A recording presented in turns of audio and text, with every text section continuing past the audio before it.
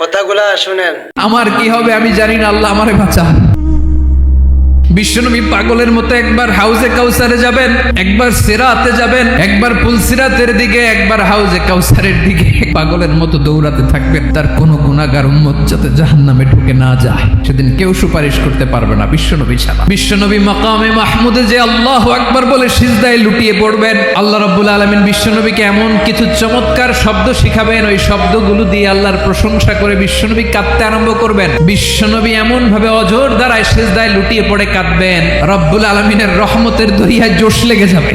রব্বুল আলামিন এই দৃশ্য থেকে সহ্য করতে পারবেন না। রব্বুল আলামিন বলবেন, ইয়া মুহাম্মদ ইরফা রাসাক, ও নবী আপনি মাথা তোলেন, আপনার কান্না আমি সহ্য করতে পারি না। নবী আপনি মাথা তোলেন, আজকে আপনি যা চাবেন তাই দেব। যে বিভীষিকাময় সময়ে প্রত্যেক নবী বলেছেন আমি পারবো না, প্রতিটি নবী বলবেন নফসি নফসি, আল্লাহ তুমি আমারে বাঁচাও, আমারে বাঁচাও। বিশ্বনবী মাথা তুলবেন, তুলে বলবেন আল্লাহ তুমি আমার গুনাহগার উম্মতকে বাঁচাও।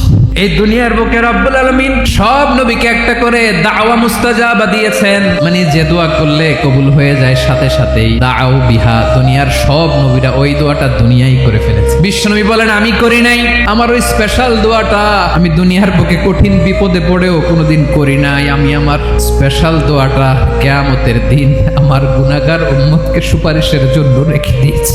আল্লাহ বলবেন নবী ইরফা রাসাক, মাথা তোলেন। আল্লাহ বলবেন সাল দোয়াটা, আপনি যা চাবেন তাই দেব। ওয়াশফা তুশাফা, সুপারিশ করেন, সুপারিশ কবুল করব। বিশ্বনবী বলবেন আল্লাহ ওই স্পেশাল দোয়াটা দুনিয়াতে করি নাই, আজকে আমি তোমার দরবারে দাঁড়িয়ে কিয়ামতের দিন ওই দোয়াটা করছি। আল্লাহ আমার যে উম্মতের হৃদয়ে যাররা পরিমাণ ঈমান আছে, আমার একটা উম্মতকেও তুমি জাহান্নামে ঢোকাতে পারবা না।